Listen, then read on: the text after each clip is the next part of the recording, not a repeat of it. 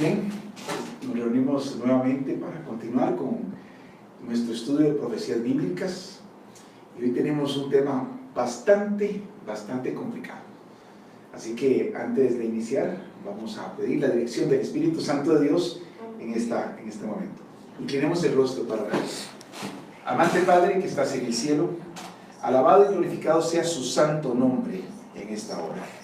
Señor bendito, queremos estudiar su palabra, por eso estamos aquí. Queremos hacerlo con la autoridad que solamente usted puede dar, con la autoridad de su Espíritu Santo. Y también, Señor, queremos disfrutar de su presencia y de su compañía en este lugar. Padre, le damos derecho legal a usted, derecho legal a sus santos ángeles que hagan vallado de protección y derecho legal a su Santo Espíritu. Señor, que lo que vayamos a estudiar sea verdadero y que nos dirija a donde usted quiere, Señor, a toda verdad. Bendíganos y bendiga a todos los que nos están viendo a través del internet también. Todos se lo pedimos en el nombre de Jesús. Amén. Muy bien. Vamos a hacer un pequeñísimo repaso de lo que vimos en nuestra última lección. En nuestra última lección vimos el Anticristo parte 1 y vimos cómo hay un paralelismo entre dos profecías, la de Daniel 2 y la de Daniel capítulo 7. Cómo el rey Nabucodonosor tiene ganas de saber lo que va a acontecer en el futuro y Dios le muestra el futuro a través de una imagen de diferentes tipos de metal. Pero también le muestra el futuro a Daniel a través de 4 animales, 4 bestias diferentes que salen del mar. La palabra bestia en profecía representa reino o imperio o rey. La palabra cuerno es sinónimo de bestia. Y vemos cómo estas dos profecías son análogas. La cabeza de oro y el león con alas representa el mismo reino, el mismo imperio, Babilonia.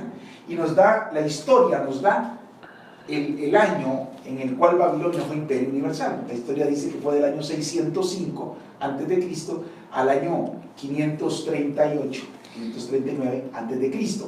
Después de los babilonios vienen los medos y persas, representados por los pechos y brazos de plata o por el oso con un lado más levantado que el otro, representando que el imperio persa iba a ser dominante sobre los medos. Los medos y persas gobernaron el mundo, o fueron imperio en el mundo, del año 538 a.C. al año 331 a.C., cuando surge en el escenario mundial la tercera bestia o el tercer elemento. En la estatua de diferentes metales era el vientre de bronce, pero en el sueño que tuvo Daniel era un leopardo con 4 cabezas y 4 alas. Y esto representa, de acuerdo con lo que la Biblia enseña y la historia, el imperio de los griegos. Cuando Alejandro Magno muere, el imperio se administra entre sus 4 principales coroneles: Casandro, Lisímaco, Seleuco y Ptolomeo. Y este reino o este imperio griego subsiste del año 331 a.C., la famosa batalla de Arbelas, cuando derrotan a los persas, hasta el año 168 a.C., cuando sale a la escena profética las piernas de hierro con los 10 dedos de los pies, o la bestia espantosa y terrible con 10 cuernos en su cabeza. Y esto tiene el mismo simbolismo, representa al imperio romano que gobernó el mundo del 168 a.C. al año 476 después de Cristo. Ahora, vamos a iniciar nuestro estudio en esta ocasión abriendo nuestras Biblias, y vamos a comenzar desde Daniel capítulo 7 y el versículo número 8. Daniel capítulo número 7, la página es la página número 821. ¿Tú tienes la misma versión también, Estela? Sí. Ah, qué bendición. Página 821. Daniel capítulo 7 y el versículo número 8. Vamos a pedirle a un voluntario, no sé quién quiere leer. Alfredo, comienzas tú. Mientras yo contemplaba los cuernos. Paremos ahí. Los cuernos, los 10 dedos de los pies, representan lo mismo. La división del Imperio Romano en 10 partes antagónicas, que fueron las tribus bárbaras que llegaron y desmembraron Roma, y cada una de estas tribus se asentó en una ubicación geográfica y se convierte en lo que conocemos hoy como Europa. Versículo 8, ahora sí, mientras yo contemplaba los cuernos, he aquí que otro cuerno pequeño salía entre ellos, y delante de él fueron arrancados 3 cuernos de los primeros. Y he aquí que este cuerno tenía ojos como de hombre, y una boca que hablaba grandes cosas. Ya apareció en este estudio vamos a convertirnos en investigadores bíblicos e históricos. Vamos a empezar a tomar las diferentes características del cuerno pequeño. Y este cuerno pequeño que habla Daniel, el capítulo 7, es el mismo personaje que Juan, en la isla de Patmos, en el año 96, llama como la bestia que sube del mar. Son exactamente el mismo personaje. El cuerno pequeño y la bestia que sube del mar son el mismo personaje, a pesar de que hay 700 años de distancia entre lo que escribió Daniel y lo que escribió Juan. Pero es el mismo personaje. Y hoy vamos a descubrir, con la ayuda de la palabra de Dios y con la ayuda de la historia, quién es este personaje. Para poder hacer esto, tenemos que ir anotando las diferentes características para poderlas buscar en la historia. La primera característica de este personaje enigmático viene en el versículo 8 de Daniel 7. Dice el profeta Daniel: mientras yo contemplaba los cuernos. ¿Dónde estaban los cuernos? ¿En qué lugar estaban los cuernos? ¿La cabeza? ¿En la cabeza de quién? Del monstruo horrible. De la cuarta bestia, espantosa y terrible. De acuerdo con la historia, ¿quién es esta bestia espantosa y terrible? ¿Cuál imperio es? Romano. El imperio Roma, el imperio de Roma, Roma pagano. Entonces, estos 10 cuernos estaban en la cabeza de ¿cuál imperio? Un imperio romano. Como una extensión del imperio romano. Salen de Roma pagana. Mientras yo contemplaba los cuernos, dice Daniel capítulo 7 y el versículo 8, he aquí que otro cuerno pequeño salía entre ellos. La primera característica, y ustedes tienen dónde anotar, y les sugiero que lo hagan, la primera característica del cuerno pequeño o de la bestia, y ahí tenemos aquí en la pantalla cómo lo ve Juan. Qué interesante. El libro de Daniel lo ve como un cuerno pequeño. Así es como lo ve Daniel en el año 580, antes de Cristo, como un cuerno pequeño. Pero Juan ve ese mismo personaje como una bestia espantosa y terrible que tiene 7 cabezas y 10 cuernos. Ahora, bestia y cuerno son sinónimos, estudiamos en nuestra última lección. Vamos a ver, o vamos a descubrir quién es este personaje. En otras palabras, ¿quién es el anticristo? El cuerno pequeño. El cuerno pequeño y la bestia es el anticristo. Y las características del cuerno pequeño, vamos a ver, la primera característica, que es la que acabamos de mencionar, es que el cuerno pequeño sale de la cuarta bestia. Note, el cuerno pequeño no sale del león, ni sale del oso, no sale del leopardo, sale de la bestia espantosa y terrible. Primera característica, sale de la cuarta bestia. Y vamos a hacer algo interesante hoy. ¿Cómo lo quieren hacer? ¿Quieren que vayamos viendo las características o les gustaría que de una vez fuéramos al cumplimiento histórico y vamos descubriéndolo? ¿Les gustaría hacerlo así? Sí, me gustaría. ¿Sí? Ok. Entonces vamos a la primera característica. Sale de la cuarta bestia. Aquí tenemos una declaración que sale en un libro, Historia de la decadencia y caída del Imperio Romano, en la página 634 del volumen 3. Dice así este historiador, que se llama Edward Gibbon, dijo: las imágenes de oro, plata y bronce que pudieron servir para representar las naciones y sus reyes fueron sucesivamente quebrados por la monarquía de hierro de Roma. El reino del anticristo surge después de la caída del Imperio Romano. Recuerden que tiene que caer Roma, tiene que caer las piernas de hierro, tiene que caer la bestia y salen los 10 cuernos. El cuerno pequeño sale de la cuarta bestia, después de la caída del Imperio Romano. Característica número 1. Vamos a la característica número 2. Dice el versículo 8 de Daniel capítulo 7. Mientras yo contemplaba los cuernos, he aquí que otro cuerno pequeño salía entre ellos. Característica número 2 del cuerno pequeño. Salía en medio de los 10 cuernos. Característica número 2. El cuerno pequeño salía en medio de los 10 cuernos. Y vamos inmediatamente al cumplimiento histórico de la profecía. Vamos al cumplimiento histórico de la profecía. Ahí podemos ver un mapa en la pantalla. En este mapa se ve cómo se asentaron las 10 tribus en lo que se conoció como el Imperio Romano. Vemos, por ejemplo, los visigodos se asentaron en esta parte, ¿okay? Los visigodos, los vándalos tomaron esta parte y tomaron aquí estas islas. Aquí están los suevos, que hoy son Portugal, los visigodos son España, ¿lo ven? Los anglosajones es Gran Bretaña, ¿verdad? Los alamanes es lo que conocemos como Alemania, los francos es lo que hoy conocemos como Francia, y ahí se asentaron cada una de las tribus bárbaras. El cuerno pequeño dice que sale en medio de ¿qué? ¿Y quién son los 10 cuernos? ¿De quién? De Europa. El cuerno pequeño sale en medio de los países europeos. Es la característica número 2. Para poder salir, o sea, sale en medio de Europa el cuerno pequeño. Qué interesante, no sale en América, no sale en Asia, no sale en Australia, sale de Europa. Característica número 3, veamos lo que dice Daniel capítulo 7 y versículo 8. Y delante de él, delante del cuerno pequeño, fueron arrancados 3 cuernos de los primeros.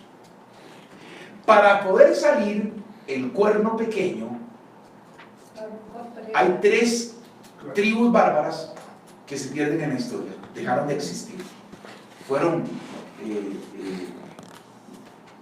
extintas. ¿Y no se sabe cuáles eran? Claro que sí. Sí. Y eso es lo que vamos a ver. Si ustedes se dan cuenta, hoy tenemos un estudio bíblico histórico. Hoy traemos libros de historia para poder corroborar si la Biblia está correcta o no. Dice que arranca 3 cuernos para poder salir. Ahí tenemos una lista de las 10 tribus bárbaras. Y a la izquierda viene el nombre, a la izquierda viene el nombre bárbaro, o sea, los nombres originales que tenían las tribus, y a la derecha viene su homónimo, o sea, su homólogo en el país que se convirtió. Entonces vean, por ejemplo, una de las tribus que fue los alamanes se convierten en lo que hoy es Alemania. En el mapa anterior vimos que los alamanes se asentaron en una ubicación geográfica que hoy se llama Alemania.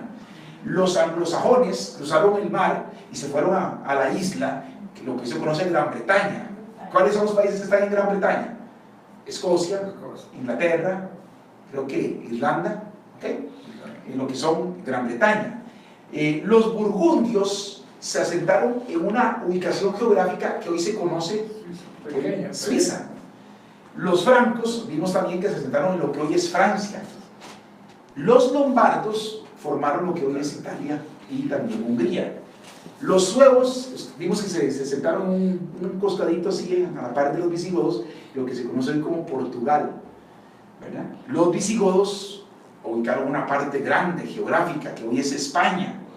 Pero hay 3 tribus que se extinguen, que fueron los érulos, los ostrogodos y los vándalos. Son los 3 cuernos. Estos son los 3 cuernos que son arrancados para que el cuerno pequeño pueda ¿qué? Pueda surgir. Y hoy vamos a ver antes de esto vamos a ver en el diccionario enciclopédico. Yo tengo esto también en diapositiva, pero a mí me gusta mucho que vayamos a los libros, porque este libro, ustedes ven, este libro no tiene nada que ver con la Biblia. Este es un diccionario enciclopédico, no le estoy haciendo publicidad a la casa proveedora, pero es un libro que no tiene nada que ver con la Biblia, es un diccionario enciclopédico. Y aquí tengo, son 10 tomos. Las 10 tribus bárbaras aparecen en la historia, pero digo yo, vamos a ver las 3 que se extinguen. Entonces traje los libros donde vienen las 3 que se extinguen, pero las 10 aparecen. Ustedes las buscan en un diccionario enciclopédico, aparecen las 10 y te da la historia y te dicen que se convirtió en la nación que está ahí escrita. Pero vamos a ver la primera, los éulos. Yo quisiera, no sé quién me quiere ayudar. Yo. Vamos a pedirle aquí donde tengo la marquita. Aquí tengo la marquita y aquí viene la palabra éulo. ¿Qué dice aquí, don Alfredo? Léalo con voz alta, así fuerte, que se escuche. Éulo, LA adjetivo, del individuo perteneciente a un pueblo germánico de la gran confederación de los suevos, que habitó en la desembocadura del Rin y en las costas del Mar Negro en el año 476, bajo el mando de Odosor. Odoacro. Odaco. ¿Sí? Consumaron la destrucción del Imperio Romano Qué interesante. Occidente. Aquí dice el año en que cayó Roma. ¿Qué dice? ¿En qué año? 476. En el año 476 los euros consumaron la destrucción del Imperio Romano de Occidente. Ahora, antes de que siga leyendo, quiero darles una pista para que ustedes analicen. Hay un común denominador en las 3 tribus, y eso lo descubrí después de años de estudiar. Un día me puse a decir, qué interesante esto, y me pareció interesante, entonces hoy lo vamos a ver. Hay un común denominador en las 3 tribus que se extinguen. El común denominador, vamos a ver si ustedes lo descubren. Siga leyendo. 476, bajo el mando de Odoacro. Odoacro, consumaron la destrucción del Imperio Romano de Occidente, dominaron Italia hasta el año 493. Dominaron Italia, noten, los éulos en el año 476 consumaron la caída de Roma. Roma cayó, la Roma de Occidente, el Imperio Romano de Occidente cayó en el año 476. Fue su consumación, es la fecha que los historiadores dicen, hasta aquí llegó Roma. Pero resulta que los éulos fueron y se asentaron, ¿en qué lugar? Italia. Se asentaron en Italia. Y en el año 493 se extinguieron. Entonces vean qué interesante. Voy a hacer una aplicación inversa. El cuerno pequeño tenía que salir después de que cayeran las que. Entonces no podía salir antes del 493. Tenía que salir después. La primera de las tribus, los éulos, cae en el año 493. ¿Qué invadieron? ¿Qué invadieron? ¿Qué país? ¿Qué lugar? Italia. Ok. Vamos a la siguiente de las tribus, los ostrogodos. Vamos a la tribu de los ostrogodos. Lo puede cerrar. Ostrogodos. Bueno. No sé si lo quiere. ¿Quién lo quiere leer? Lucy, ¿lo quiere leer? Es que tengo la duda interior. Bueno, ¿lo lee usted, Alfredo? Sí. Bueno, vamos a pedir que Alfredo. ¿Usted quiere leer este? Bueno, ostrogodos. ¿Qué dice? Del individuo perteneciente a un anterior pueblo germánico que continúa la rama oriental de los godos. Lo que constituye la rama oriental de los godos. Los ostrogodos son de los germanos, de las tribus germánicas que constituían una rama de los godos. Sigue leyendo. Establecidos en un principio junto al mar de Azov, el empuje de los hunos obligó a los ostrogodos a desplazarse hacia el Danubio a fines del siglo XX. No dice así. Sí, sí lo dice. No, sí, quinto, a fines del siglo V. Siglo V invadieron Italia. Oh, ¿y qué invadieron los ostrogodos? Italia. Siga leyendo. Había desaparecido y No, ellos no desaparecieron. Siga leyendo. a fines del siglo Quinto, V invadieron Italia, donde fundaron una monarquía. fundaron una monarquía en Italia en el siglo El V. reino fue destruido por Justiniano ¿En qué año? en 522. Hoy, ellos llegaron y se fueron a Italia, donde fundaron una monarquía, pero Justiniano los destruyó. ¿En qué año? Lo destruyó en 522. ¿Recuerdan en qué año destruyeron o se extinguieron los euros? 477. 493. Ahora los ostrogodos, 522, 522. ¿Ok? Y no sé si van viendo el común denominador. ¿Qué parte invadieron los érulos y qué parte invadieron los ostrogodos? Italia. Van coincidiendo. Va coincidiendo. Ahora vamos a ver aquí la siguiente tribu. Vamos a la tercera, los vándalos. Los vándalos eran unos bandidos. Sí, los vándalos. Ahí viene la... Yo voy a leer este porque hay que cortar aquí. Dice así, y si ustedes quieren corroborarlo, lo pueden corroborar después del estudio. Dice, dícese de un individuo perteneciente a un pueblo de la Germania antigua que invadió la España romana junto con los suevos, ¿okay? Se señaló por el furor con que destruía los monumentos. De ahí viene la palabra vandalismo, dado a esta tribu que se ceñían con los monumentos, con los ídolos, con las estatuas, las quebraban, ¿okay? El que comete acciones o profesa doctrinas propias de gente inculta y desalmada. De ahí viene la palabra vándalo. ¿Okay? Ahora vamos a la historia de los vándalos. Dice, a mediados del siglo III los vándalos se establecieron a orillas del alto y medio Danubio. Presionados por los hunos, penetraron con los suevos y alanos en la Galia en el año 406 y luego en la península ibérica en el 409. Posteriormente, en el 426 al 428, efectuaron expediciones de saqueo en las Baleares y al norte de África. En el año 426, al mando de Genserico, pasaron a África, donde tomaron Hipona y se establecieron en territorio tunecino. Obtuvieron de Roma un pacto de federación en el 435.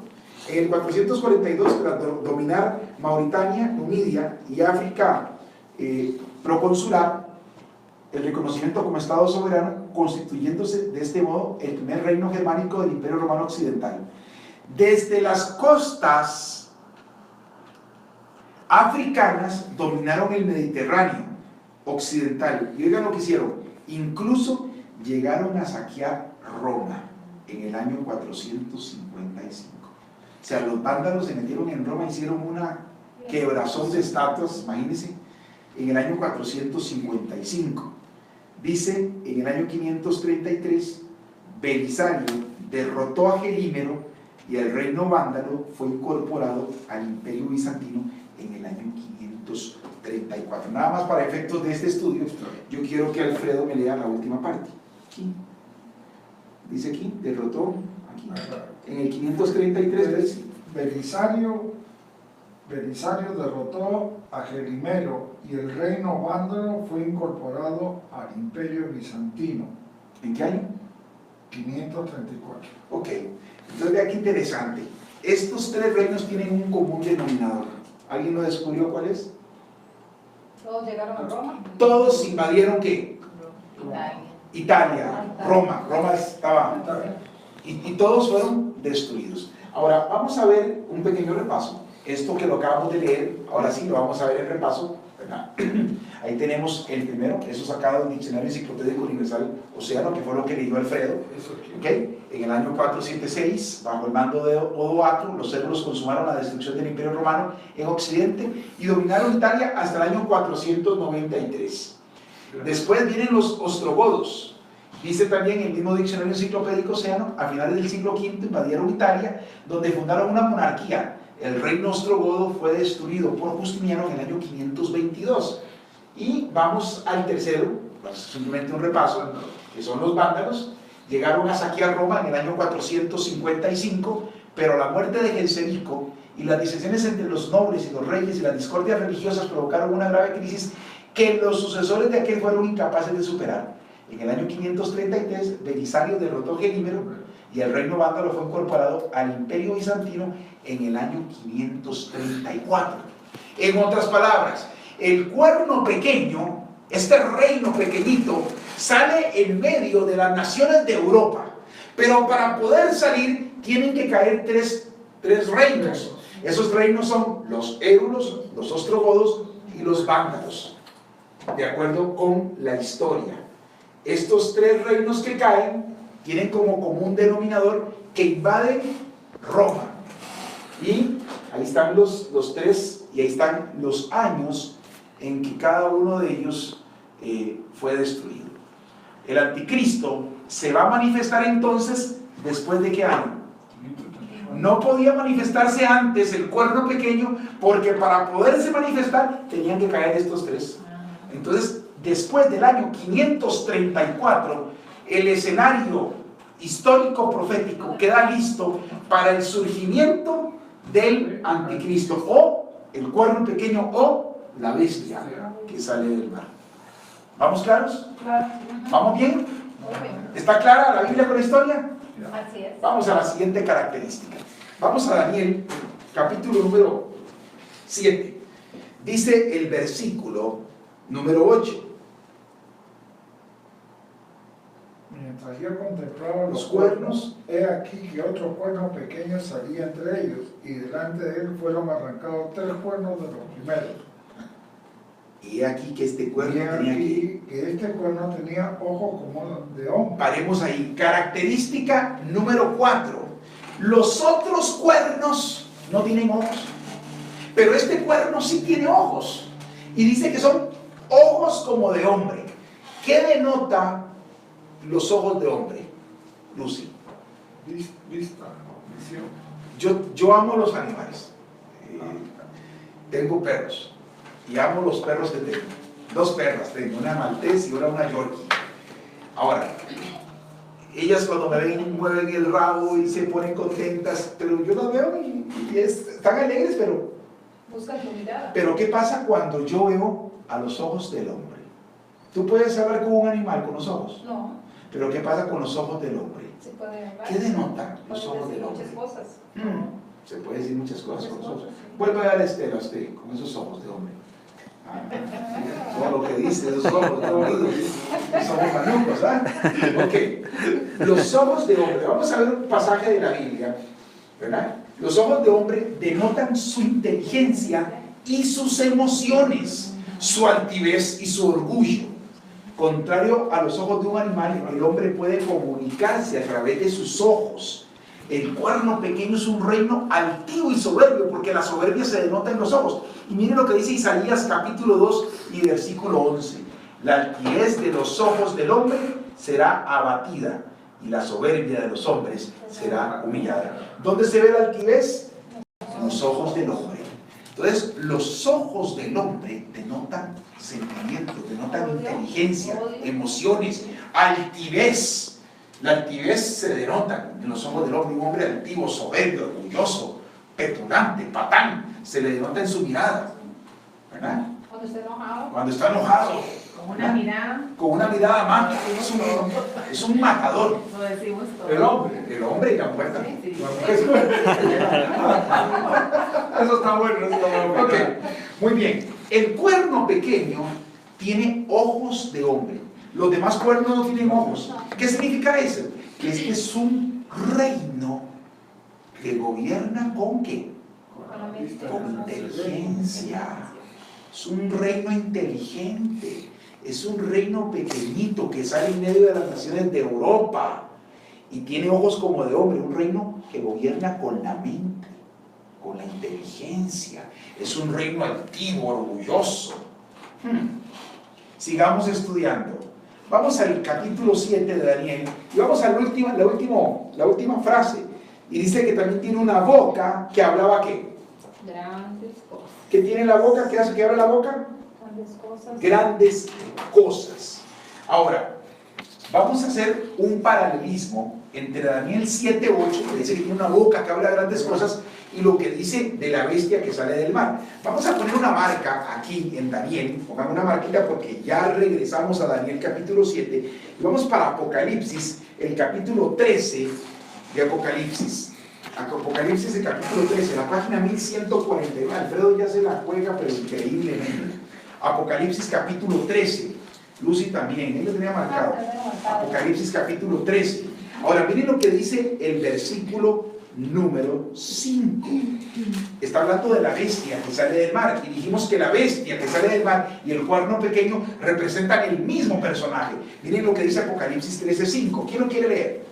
Alfredo. También se le dio boca que hablaba grandes cosas y blasfemias. Oh, Daniel dice que tiene una boca que habla grandes cosas. Pero ahora Apocalipsis 13 nos dice que las grandes cosas que habla el cuerno o la bestia son ¿qué? Son blasfemias. Son blasfemias. En el libro de Apocalipsis se manifiesta el mismo personaje que solo se le llama la bestia que sube del mar. ¿Ok? Y tienen la misma característica. La bestia que sube del mar y el cuerno pequeño tienen una boca que habla grandes cosas y blasfemias. Entonces, también se le dio una boca que hablaba grandes cosas y blasfemias. Ahora yo tengo que hacerles una pregunta, ¿verdad? La pregunta que sale al tapete es si el cuerno pequeño tiene una boca que habla grandes cosas y Apocalipsis dice que la bestia tiene una boca que habla grandes cosas y son blasfemias. La pregunta que tenemos que hacernos ahora es ¿qué es blasfemia? Y vamos a hacer participar. Para usted, ¿qué es una blasfemia? Es un insulto, un insulto. Para usted, ¿qué es una blasfemia? Es todas aquellas cosas que puedan ofender a Dios. Todas aquellas cosas que puedan ofender a Dios. El cuerno pequeño dice que tiene una boca que habla grandes cosas y blasfemias. Apocalipsis aclara añade que la bestia tiene una boca que habla de grandes cosas y blasfemias. La pregunta que tenemos que contestar para poder entender qué es lo que está hablando el cuerno es ¿qué es blasfemia? Usted me dijo que es un insulto y usted dijo que es todo aquello que ofende a Dios. ¿Recuerdan cuáles eran los dos principios que tenemos que aplicar para poder estudiar esto? Mira la palabra. No dar nuestra propia opinión y dejar que la Biblia sea su propio intérprete. En la Biblia tenemos dos versículos bíblicos que nos explican el significado de blasfemia. El primero de ellos, vamos a ir al libro de San Juan, el Santo Evangelio según San Juan, el capítulo número 10. Vamos a ver cuáles son las blasfemias que habla este cuerno o la bestia. En otras palabras, el anticristo. Página 988. San Juan, capítulo número 10. Vamos a ver la primera definición bíblica, Lucy, Alfredo y Estela. La primera definición bíblica de lo que es blasfemia. Para hacer una pequeña introducción al versículo que vamos a leer en San Juan, capítulo 10 y el versículo 30, el Señor Jesús está hablando y Él hace una declaración. Mire la declaración que hace. Alfredo, ¿qué dice? Yo y el Padre uno somos. Eso dijo Jesús. Yo y el Padre uno somos. Ahora mire lo que sucede. Versículo 31. Entonces los judíos volvieron a tomar piedras para apedrearle. Versículo 32. ¿Por qué lo iban a apedrear? Jesús le respondió: muchas buenas obras os he mostrado de mi Padre, por lo cual de ellas me apedreáis. Versículo 33. Le respondieron los judíos diciendo: por buena obra no te apedreamos, sino por blasfemia. Por la blasfemia. ¿Y cuál es la blasfemia? Porque tú. ¿Qué dice ahí? Porque tú, siendo hombre, te haces Dios. ¡Wow! El cuerno pequeño tiene una boca que habla grandes cosas y blasfemias. Es un reino que sale en medio de los países de Europa después del año 534, que gobierna con la inteligencia y que se hace pasar por Dios en la tierra. Eso es blasfemia. Ahora, pregunta, ¿fue blasfemo el Señor Jesús cuando dijo yo y el Padre uno somos? No. ¿Por qué? Porque Jesús es Dios. Fuera de Jesús, cualquiera que quiera ocupar el lugar del Padre y hacerse pasar por Dios, comete blasfemia. Este reino pequeñito que sale en medio de las naciones de Europa y que gobierna con la inteligencia, toma en lugar de Dios, se hace pasar por Dios en la tierra. ¿Qué otra cosa es blasfemia? Vamos al libro de San Lucas, el capítulo número 5. San Lucas es un poquito para atrás, un poquitito para atrás, así unas cuantas páginas para atrás. Lucas, el capítulo número 5. Estamos hablando de la página número 942. Lucas 5. Vuelvan a ver un segundito antes de leer. El Señor Jesús está en una casa. La casa está repleta de gente porque el maestro está enseñando. Y hay unos amigos que tienen un amigo que es paralítico. Ellos saben que si ellos logran conectar a Jesús con su amigo enfermo, Jesús lo puede sanar. Pero como la casa está tan llena, se van por atrás, se suben al techo y abren un boquete y bajan a su amigo con cuerdas delante de Jesús. Cuando Jesús ve al paralítico, había una creencia popular en el tiempo de Jesús que era que los hijos acarreaban los pecados de los padres y que si una persona se enfermaba era por su pecado también. Entonces el paralítico tenía un sentimiento de culpabilidad enorme. Y cuando Cristo lo ve, Cristo ve que más que sanidad física, este hombre ocupa sanidad del alma, sanidad interior. Y ahora vamos a ver lo que sucedió. San Lucas capítulo 5 y el versículo 20 dice así: al ver él la fe de ellos, le dijo, hombre, Lucas 5:20, ¿qué le dijo Alfredo? Hombre, tus pecados te son perdonados. ¡Wow! Hombre, tus pecados te son perdonados. Ahora miren lo que sucede con esta declaración. Alfredo. Entonces los escribas y los fariseos comenzaron a cavilar, diciendo, ¿quién es este que habla blasfemias? ¿Quién puede perdonar pecados si no es solo Dios? ¡Wow! Blasfemia es perdonar pecados sin ser Dios. Ahora, ¿por qué Jesús no fue blasfemo? Porque Jesús vino sin pecado, que ya lo estudiamos en derecho legal, recuerdan, vino sin pecado a pagar el precio, la paga del pecado con su vida. Por eso es que Él puede perdonar el pecado porque ya pagó el pecado con su sangre. Pero fuera de Cristo, cualquier mortal no puede.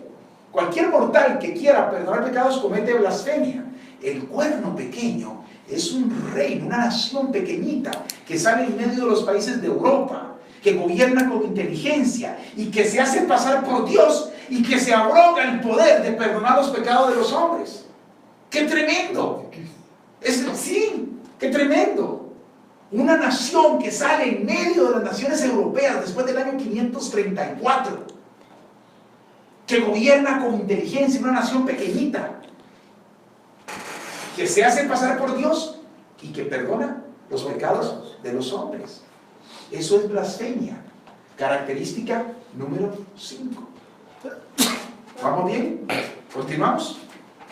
Bien, volvamos a Daniel, capítulo 7. Yo no les voy a decir quién es el cuerno pequeño, de nadie se los advierto. Yo no voy a decir quién es. Yo lo que voy a hacer es un investigador bíblico e histórico. Yo lo que voy a hacer es poner simplemente lo que dice la Biblia y lo comparamos con lo que dice la historia. Allá ustedes, yo no voy a decir el nombre, así que no me metan a mí en ese problema. Sigamos leyendo. Daniel capítulo número 7. Ok. Vamos a hacer un pequeño resumen. Está aquí en la pantalla. El cuerno pequeño es un reino que sale después de la caída del Imperio Romano, o sea, después del año 476. Es un reino que sale en medio de las tribus bárbaras que llegan a convertirse en Europa, o sea, sale en medio de Europa. Es un reino que para salir arranca 3 cuernos, arranca tres reinos. Es un reino que se hace pasar por Dios. Es un reino que se abroga el poder de perdonar los pecados de los hombres, gobierna con inteligencia. ¿Okay? A nivel de resumen. Vamos a la siguiente característica. Vamos a Daniel capítulo 7. Vamos ahora a los versículos 9 y 10. Daniel 7. Estuve mirando hasta que fueron puestos tronos, y se sentó un anciano de ligas, cuyo vestido era blanco como la nieve, y el pelo de su cabeza como lana limpia. Su trono llama de fuego, y las ruedas del mismo fuego ardiente. Y versículo 10. Un río de fuego procedía y salía de delante de él. Millares de millares le servían, y millones de millones asistían delante de él. El juez se sentó y los libros fueron... Esta es la escena del juicio de Dios. Vea, dice aquí que se ponen tronos, se sienta el anciano de días, que es Dios, a juzgar. Dice que viene un río de fuego que procedía delante de él, millares de millares descendían, millones de millones asistían, el juez se sentó, ¿y qué? ¿Qué fue abierto? Vamos a estudiar en este seminario el juicio de Dios. Quiero decirles que esto es un tema que no se estudia en las iglesias tampoco. Hay un momento en la historia de la humanidad que comienza el juicio de Dios. La gente cree que el juicio de Dios es cuando Cristo viene por segunda vez. No. El juicio de Dios comienza antes, mucho antes de la segunda venida. Nada más les voy a decir a nivel de introducción, ya el juicio de Dios comenzó, porque hay una profecía que nos dice cuándo comienza el juicio. Nos dice el día, el mes y el año donde comienza el juicio. Increíble. Es una profecía de Daniel, lo vamos a estudiar. Entonces dice que el juez se sienta y los libros son ¿qué? ¿Cuántos libros hay en el juicio? Yo ya les había una ocasión, pero lo voy a hacer. No, voy a decir el número de libros y después lo vamos a probar con la Biblia cuando lleguemos al tema del juicio. Hay 3 libros en el juicio. 3 libros que se abren. Uno de ellos es el libro de la vida. Cuando tú aceptas a Jesucristo, o Lucy, o Estela, o este servidor, porque nos está viendo a través del internet, cuando tú aceptas a Jesucristo como tu único Salvador personal, dice la Biblia, el que creyere y fuere bautizado será salvo. Cuando tú aceptas a Jesucristo como tu único Salvador personal y tú sientes la necesidad de casarte con Jesús a través del bautismo, revestirte de su manto de justicia a través del bautismo, en ese momento, cuando tú te bautizas, tu nombre se inscribe en el libro de la vida del Cordero. Ahí sale Estela, que se inscribió y se dio la fecha de su bautismo. Y saben, hay 2 libros más. ¿Quieres saber cuáles son? No puede perderse el estudio del juicio. ¿Okay? Eso lo vamos a ver cuando hagamos el estudio del juicio. ¿Okay? Ahora, sigamos leyendo. El juez se sienta, los libros se abren, es la escena del juicio. Ahora vamos a Daniel capítulo 7 y el versículo 26. ¿Qué dice?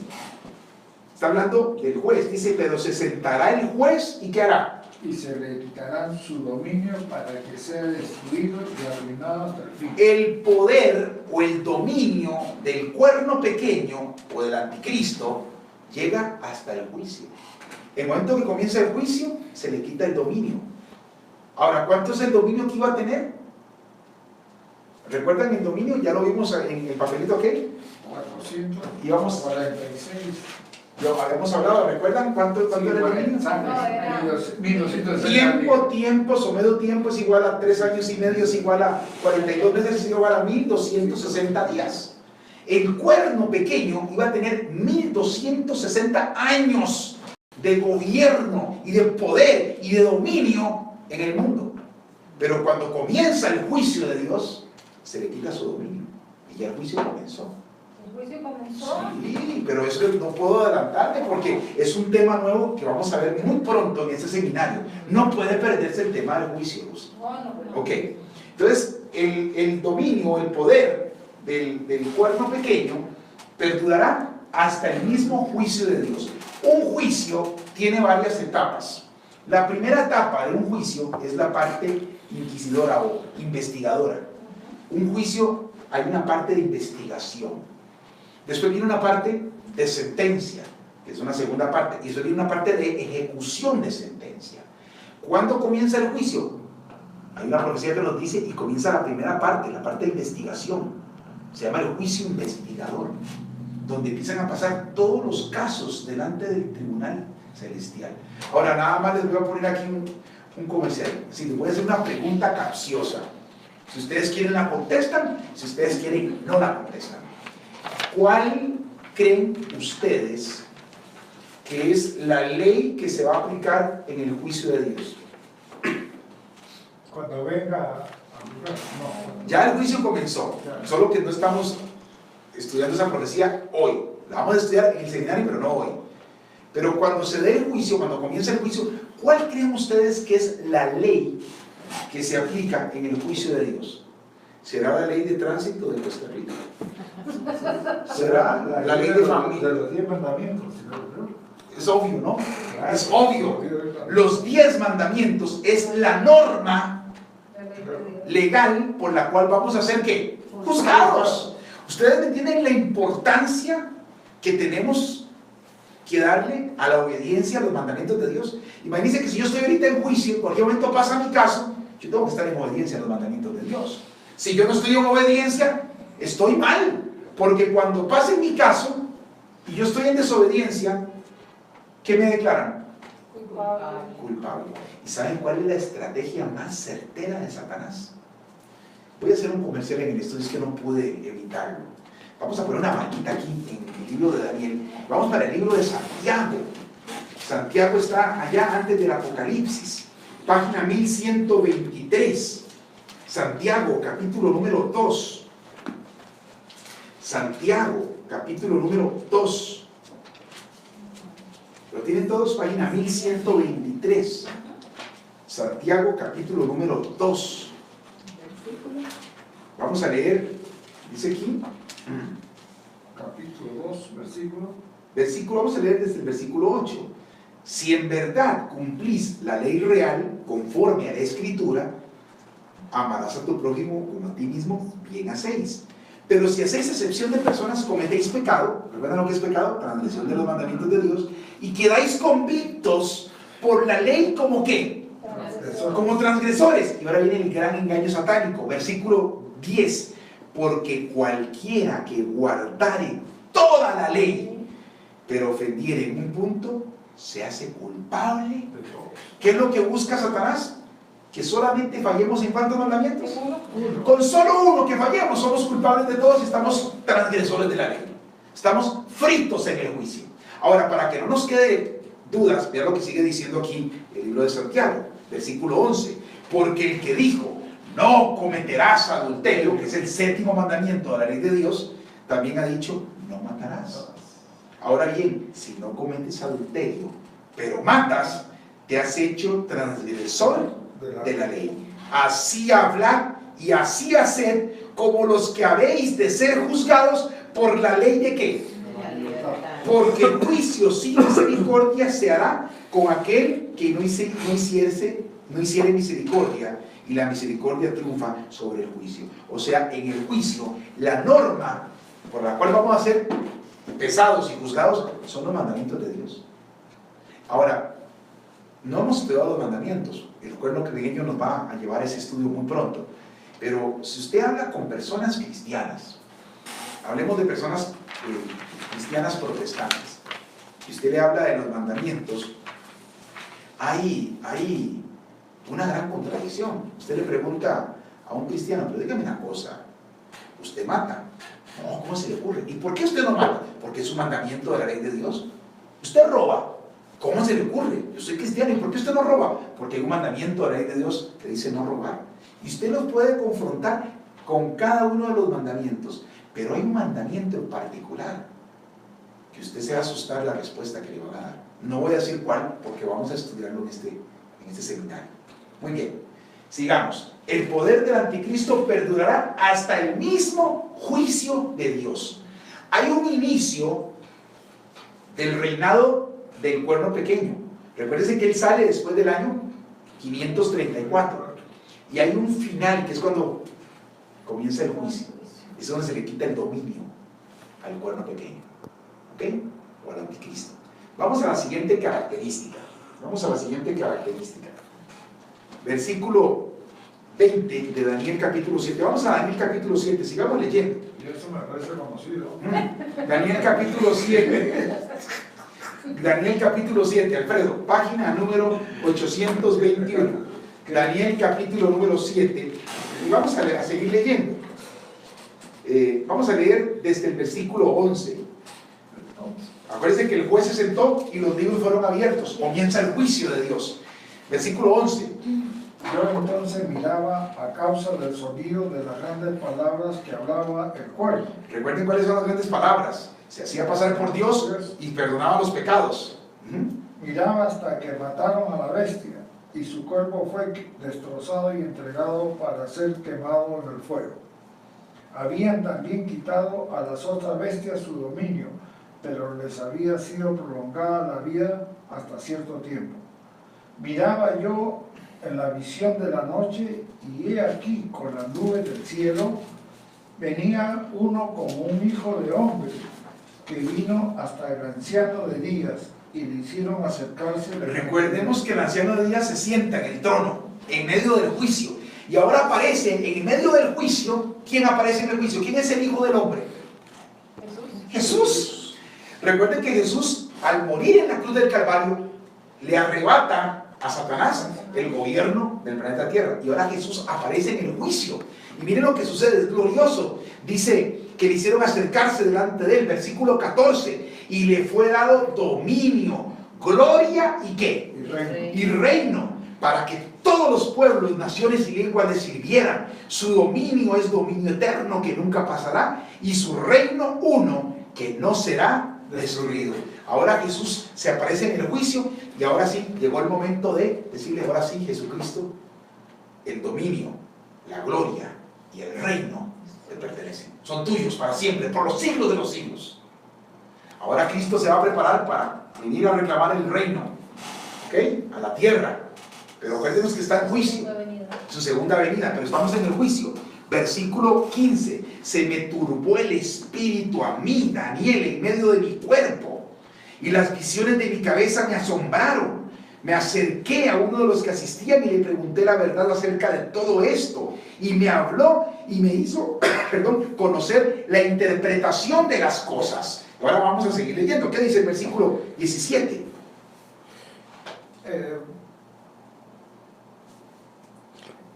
Estas 4 grandes bestias son 4 reyes que se levantarán en la tierra. Siga leyendo. Después recibirán el reino los santos del Altísimo, y poseerán el reino hasta el siglo, eternamente y para siempre.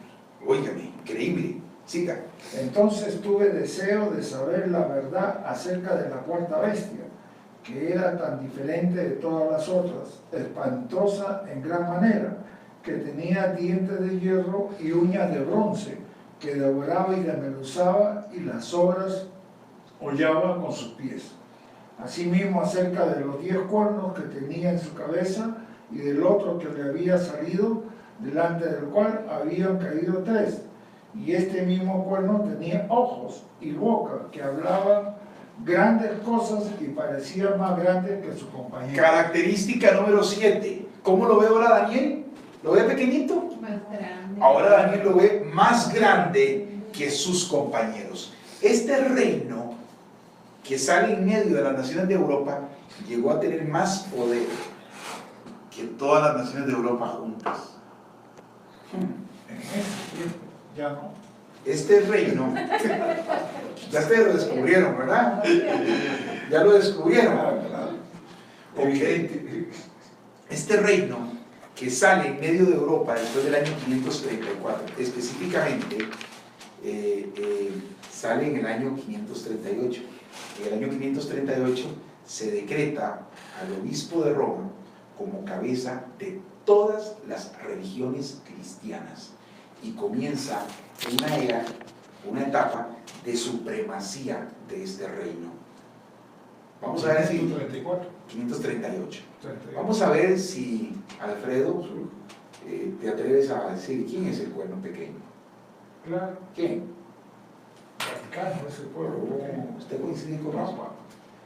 Pregunta, ¿está muy confuso o está muy claro hablar de la palabra de Dios? Claro. Está claro. Hay un reino, no hay ningún otro reino que cumpla las características. Y llevamos 7 nada más. Llevamos 7. Y es inviolable ese reino. Este reino inicia una primera supremacía a partir del año 538. Pero vamos a seguir con la siguiente característica. El Vaticano es el país más pequeño del mundo, con tan solo 44 hectáreas y una población de 932 habitantes. Increíble. Una finquilla de 44 hectáreas y 900 personas. Como la mía. ¿Ah?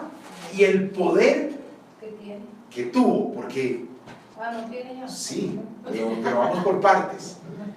Este reino llegó a ser más poderoso que las naciones de Europa. Los reyes europeos le pedían permiso al Papa para casarse y para hacer cosas. En una ocasión el Papa tuvo por 3 días y 3 noches a un rey, a un monarca europeo, fuera de su castillo, en medio de la nieve. No le daba la gana atenderlo. Imagínense qué poder. ¿Ok? Característica número 7. Vamos a seguir leyendo. Vamos a seguir leyendo. Vamos a Daniel capítulo 7 y el versículo número 21. ¿Qué dice? Y veía yo que este cuerno hacía guerra contra los santos y los vencía. ¡Wow! Característica número 8. Este reino hacía guerra contra los santos. ¿Quiénes son los santos? Los poderes semantes de Dios. Los que guardan los mandamientos. Y los vencía. Vamos al libro de Apocalipsis, no descuiden Daniel. Apocalipsis capítulo 13, hablando del mismo poder que se llama la bestia en Apocalipsis, página 1150, Apocalipsis 13. Muy bien, aquí está Apocalipsis 13, una más para atrás. Y vean lo que dice Apocalipsis 13 y el versículo número 7. ¿Qué dice Y Apocalipsis se le 13? permitió hacer guerra contra los santos y vencer. Paremos ahí, volvamos a Daniel, Daniel capítulo 8 y el versículo número 21. ¿Qué dice? Daniel 7:21. Daniel 7:21. Daniel 7:21. Y veía yo que este cuerno hacía guerra contra los santos y los vencía. Exactamente la misma característica. Así como el cuerno tiene boca que habla grandes cosas, la bestia tiene boca que habla grandes cosas que son blasfemias. Este cuerno hace guerra contra los que guardan los mandamientos de Dios y los vencía. La bestia hace guerra contra los que guardan los mandamientos de Dios y los vencía. Ahora, ¿cómo se cumple esto en la historia? Hay una declaración histórica que es tremenda. Voy a leerles de este libro que se llama Babilonia, Misterio Religioso, el capítulo 14. Dice así: tan notable era la corrupción de la iglesia apóstata en la Edad Media que podemos fácilmente comprender por qué en muchos sectores de la tierra los hombres se levantaron en protesta. Muchos fueron los que rechazaron las doctrinas falsas de la iglesia apóstata y del Papa, fijándose nada más que en el Señor Jesucristo y en su palabra para su salvación. A estos se les calificó de herejes y fueron perseguidos ferozmente por la Iglesia Católica Romana. Uno de los documentos en los que se ordenó tal persecución fue el inhumano Ad Extirpanda, que fue editado por el Papa Inocencio IV. Este documento declaraba que los herejes, recuerden que la definición de hereje es los que creen en Jesucristo y leen la Biblia. Dice, este documento declaraba que los herejes tenían que ser aplastados como serpientes venenosas. Sacerdotes, reyes y miembros civiles del sistema romano fueron llamados a unirse a esta cruzada guerrera. Declaraba el documento que cualquier propiedad que confiscasen les sería dada como propiedad con título limpio, y además les prometían remisión de todos sus pecados como premio por matar a un hereje. Este documento papal también aprobó formalmente el uso de la tortura contra los llamados herejes. Algunos hombres pasaban largos días ideando los métodos más crueles para producir dolor. Y voy a parar aquí. Imagínense que la iglesia le dijo a los sacerdotes y a la comunidad: el que mata a un hereje tiene perdón de los pecados, pero si ese hereje tiene propiedades, todas las propiedades del hereje, se le da el título limpio de propiedad a nombre del que lo mató. Y el pecado de ser hereje era creer en Jesucristo y en la palabra de Dios. Decía la Biblia que hacía guerra contra los santos y los vencía. Este documento, el Ad Extirpanda, autoriza el uso de la tortura. Y es aquí donde vamos a ver algunas imágenes de los instrumentos de tortura que se utilizaron en la Edad Media contra los herejes. Aquí tenemos uno de ellos, vamos a ver si se puede ver. Vamos a ver. Bueno, los herejes harían, por ejemplo, vamos a abrir aquí rápidamente. Este era un método de tortura. La persona era colocada en una rueda, así amarrado, y le empezaban a dar vueltas a la rueda. La persona sufría montones, no pretendía matar, pero pretendía torturar, que se quebraran los huesos, que la persona sufriera. ¿Ok? Este era uno de los instrumentos de tortura, ¿verdad? La rueda. Tenemos este que se llama la cigüeña. La cigüeña, como pueden ver acá, era un instrumento donde la persona se le colocaban sus piernas y sus brazos y su cabeza y quedaba en posición fetal. La persona se colocaba totalmente desnuda en la cigüeña y los acostumbraban a lanzar en calabozos oscuros donde habían ratas y serpientes. Y la persona amarrada en la cigüeña no podía hacer nada. Las ratas podían morder o hacer lo que quisieran y la persona no podía moverse, estaba atorado en la cigüeña. Esta se conoce como la doncella de hierro o la Virgen de Hierro. La Virgen de Hierro era un sarcófago lleno de lancetas puntiagudas dentro del sarcófago. ¿Lo pueden ver acá? Entonces la persona se introducía en este sarcófago, se le llamaba la doncella de hierro o la Virgen de Hierro, y cerraban las puertas contra la persona y esas lancetas laceraban mortalmente los órganos vitales de la persona, que moría lentamente, clavado dentro de este sarcófago.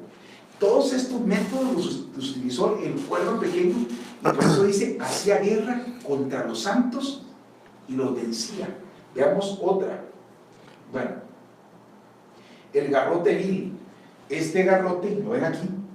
Este garrote se ponía la persona en el cuello, aquí, y eso tenía como una punta, y se daba vuelta como una como abrir una lata, pero esa punta empezaba a penetrar y le entraba por la nuca, le quebraba las vértebras aquí, le perforaba y le salía por la boca. La persona moría en el garrote.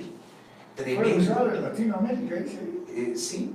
¿En países latinoamericanos? Sí, hay 3 lugares en América donde se dio la Inquisición también. Por ejemplo, en Cartagena de Indias hay un museo de la Inquisición. Sí. ¿Okay? Claro. Creo que en Perú también eran salvajes los peruanos. Ya, claro. Pero Creo en esos que- países también son museos, quiere decir que... Es más, les voy a contar, hace unos años se dio una exhibición de estos instrumentos de tortura en un museo español, ¿verdad? Sí, en un museo español. Y resulta que llegó tanta gente a ver estos instrumentos que el museo estaba haciendo plata. Digo, vamos a hacerlo una semana más. Sí, Y lo hicieron una semana más. Llegó tanta gente la segunda semana que el museo dijo, vamos una semana más. Llegó tanta gente la tercera semana que dijeron, vamos la cuarta semana. Y Roma dijo, basta, paren eso. Ya no hay más exhibición de los instrumentos de tortura. Ahí vemos cómo se aplicaba, ¿verdad? El garrote vil, ¿no? Tenemos este que es el potro. La persona se colocaba boca arriba y sus manos eran atadas y empezaban a jalar hasta desmembrar, ¿verdad? ¿Quién inventaba todos esos instrumentos? Bueno, yo les digo lo siguiente, hay una mente siniestra, satánica detrás de todo esto. Satanás se llenó de ira contra los santos y se fue a hacer guerra contra ellos. En la Edad Media, en la Inquisición, esto fue tremendo. Se calcula que perdieron la vida más de 50 millones de personas. La guillotina, no tengo que explicarla mucho, ¿verdad? Este es el cepo. La persona era sentada y le colocaban, ya sea sentada o de pie, y le colocaban, si estaba sentada, sus pies en el cepo, o si estaba de pie, como se ve en el diagrama de abajo, su cabeza y sus brazos, y ahí pasaba ardías, se entumecía, se arratonaba, sumamente incómodo el cepo. Este es uno de los más tremendos instrumentos que se dieron, la sierra. Esto se colocaba a la persona boca abajo, desnuda, y se le colocaba como la sierra de aserrar árboles, y empezaban a cerrar. Dicen los historiadores que cuando la sierra llegaba a nivel del ombligo, la persona se desmayaba de dolor. Era tremendamente dolorosa, y todo esto se hizo en el nombre de Jesús. en nombre de Dios. El cuerno pequeño hizo guerra contra los santos y los vencía. La tuerca, esto se dio para arrancar uñas, sumamente dolorosa. La horquilla del hereje, en esta horquilla se le colocaba en la barbilla contra el pecho, entonces la persona al estar un rato ya no aguantaba y empezaba a hundirse, sumamente doloroso, creaba infecciones. El potro, el desgarrador de senos, esto se ponía en los bustos, se calentaba y se ponía en los pechos y se cerraba para que pudiera mutilar el seno.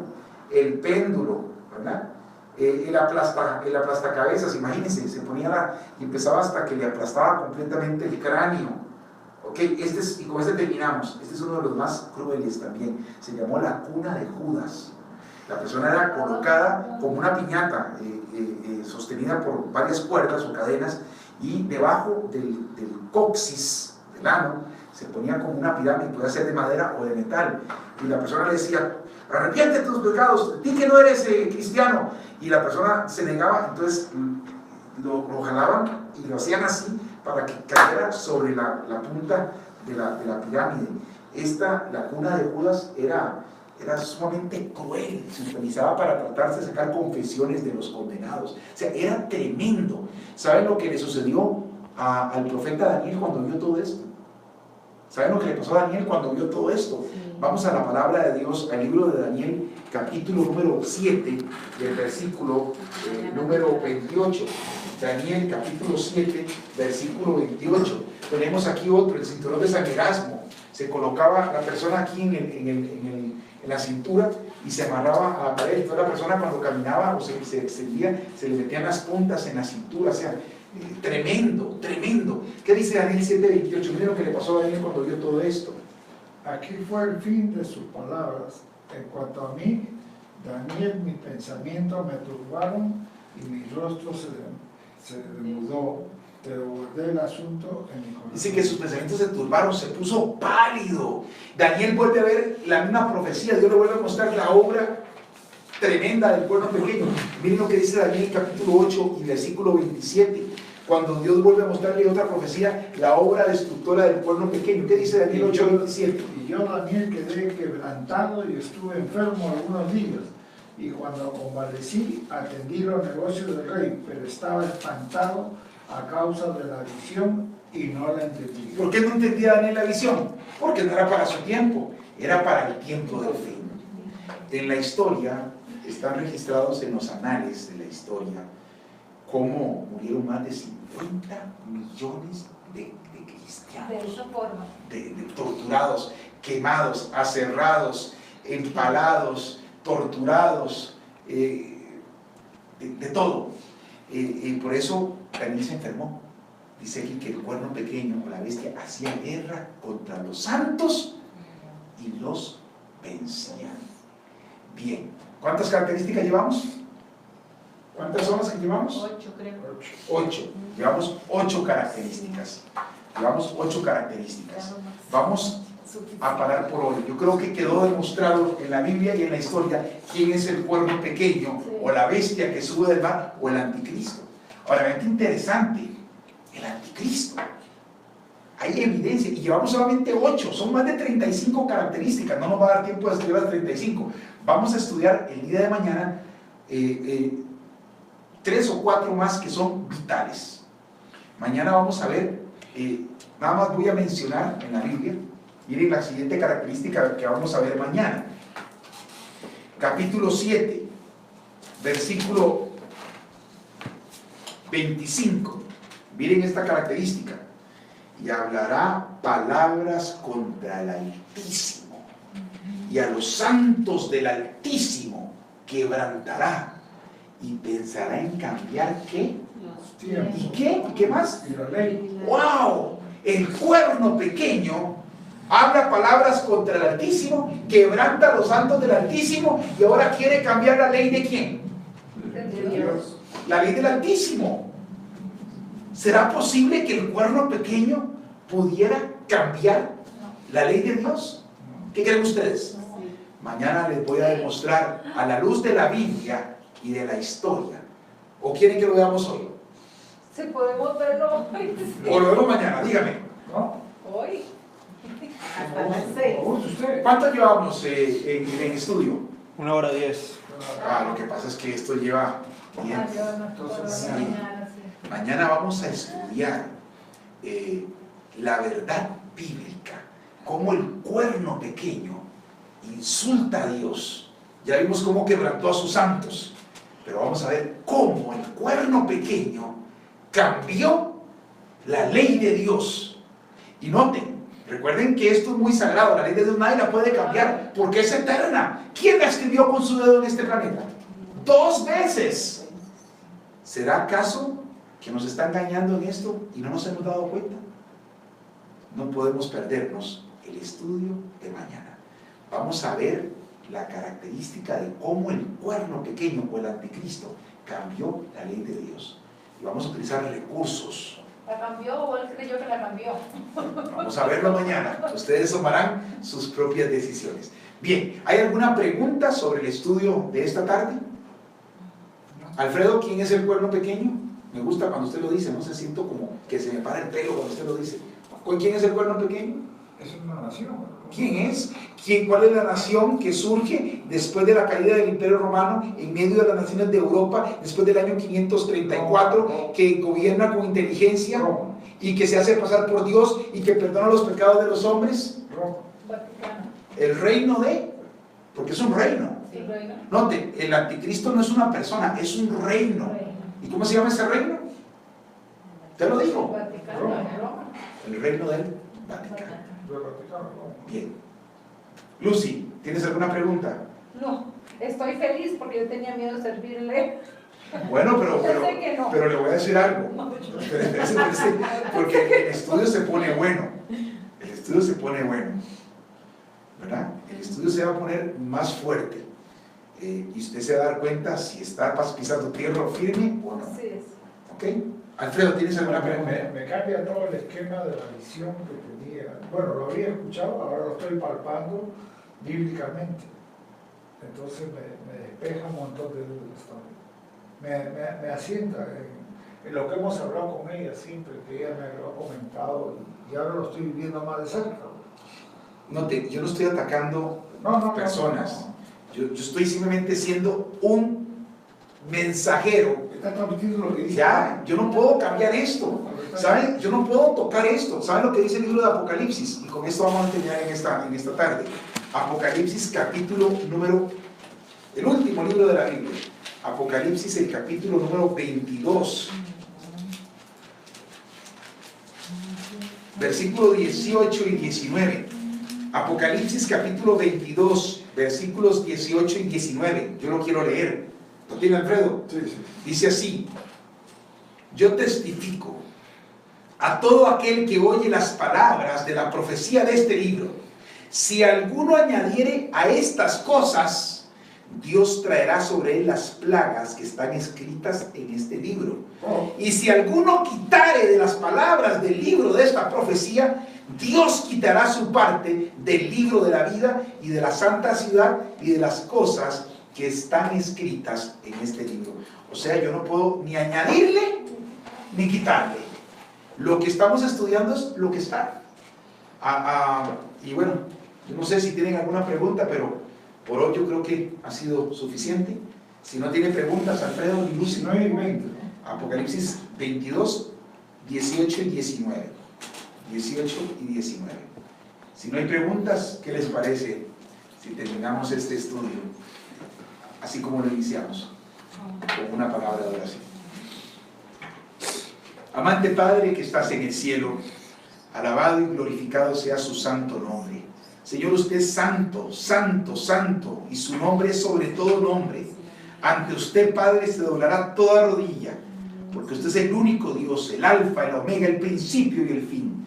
Señor bendito, gracias por su presencia con nosotros en esta tarde. Padre, gracias por la protección y la compañía de sus santos ángeles en esta hora. Y gracias, Señor, por la unción de su Espíritu, que nos lleva siempre a toda verdad. Gracias, Padre, por lo que hemos estudiado en esta tarde. Que sea de beneficio en nuestra vida espiritual, que nos ayude a sellar nuestra suerte con usted, Señor. Usted es el único Dios, usted es el único al cual vamos a rendir honra y gloria por los siglos de los siglos. Y al retirarnos de este lugar, que el ángel de Jehová que acampa alrededor de los que le temen, nos guarde del mal y nos defienda. Todos se lo pedimos en el nombre de Cristo Jesús. Amén. Amén.